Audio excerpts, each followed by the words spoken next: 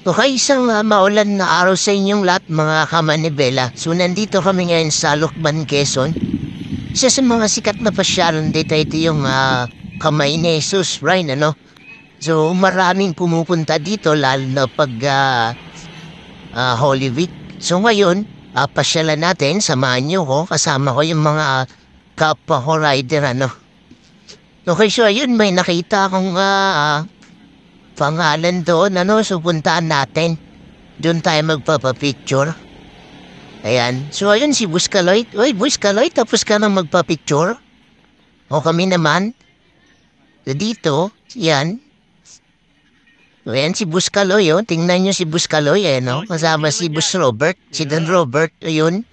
Pupunta rin na si Don Robert para magpapicture. Uy, Bus Kevin, nandito ka rin pala, no? So ayun, si Boss Robert nagpa-picture doon sa pangalan ng Kamay ni Jesus. Oo, ang ganda. Ganda ng view dito, ano? So, ang ganda ng spot para magpa-picture dito, mga kamanibel. Na siya nga pala, mga kamanibel, ano? May lawak na 6 to 7 hectare po yung area dito, no? Yung lawak ng ibar. Then, doon sa baba, pupuntahan natin yung pinaka-shrine din, ano? So, first time ko rin pumunta dito, mga kamanibela, kaya ikutin natin yung lugar dito. Okay, so tala na, bababa na tayo mga kamanibela. So meron ako ditong nakita, no? Ito pala meron ditong simbahan, ano? So yun, yung pinaka Kamay ni Jesus, no? Yung pinaka mataas na yun. So meron po pala itong 300 steps bago marating yung pinakataas na yun. Yun, napakaganda, no? So maraming namamanata dito mga kamanibela, no? Oo. So, akin din parang napag-alaman, mga kamanibela na yung taas ng statue na yan, yung pinaka-pilgrim na yan, ay umaabot po yan ng mahigit 50 feet, yung taas. So, 300 steps plus 50 feet, so napakataas, ano? So, maganda siguro ang view niyan, pag nasa taas ka, mga kamanibela. Okay, tara, punta na natin sa baba, mga kamanibela. So, yan kasama natin yung ating mga tropong rider, ano. So, yun, may picture-picture pa. So, dito, amin na pag-alaman, mga kamanibela, na hindi natin pwedeng akyatin dahil medyo madulas po dahil umulan, ano. So, ipinagbabawal po sa atin munang pag-akyat, for the safety. So, sayang naman, mga kamanibela, no. So, layo ng ating na-ride stops, hindi natin maakyat yun.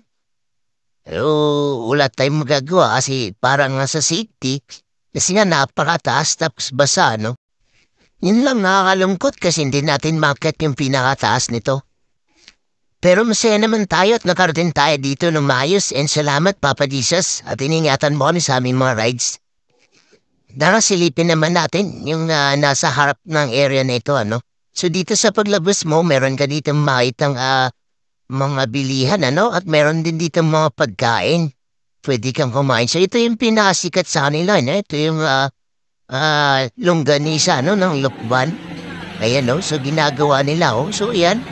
Ginagawa nila, si Babalot. So, pwede tayong bumili dyan mamaya. So, dito, dahil nagutom kami, So, kakain muna kami, So, maghanap kami dito ng pwesto, So, maghanap tayo ng mga pwedeng kainin. Then, meron din ditong bilihan ng mga pasalubong, mga kamanibela. So, napakamura lang pala ng pagkain dito. So, yan, namili kami. Yan, umili kami ng mga makain, mga kamanibela. At siyempre, hindi natin pinalippas, na matikman itong longganisang Lucban, So, yan, biglang naubos, Okay, so bibilisan lang natin ng video, mga kamanibela, kasi medyo mahaba na ito. So, ito na yung daan na pabalik, So, yan. Bibilisan na lang natin. Ayan si Buscaloy. Ayan. So, medyo malayo pa ang aming era rides, mga kamanibela. So, I hope na meron kayong natutunan or nag-enjoy kayo sa panood ng aking mga video, So, bukan nyo yung next ride namin, mga kamanibela, So, shoutout nga pala sa mga Macboys, Yan sa grupo ng mga Macboys, So, thank you so much po sa inyong suporta, So, okay, so hanggang dito na lang muna, So, lagi kong sinasabi, so drive safe and be a smart driver as always, mga kamanibela.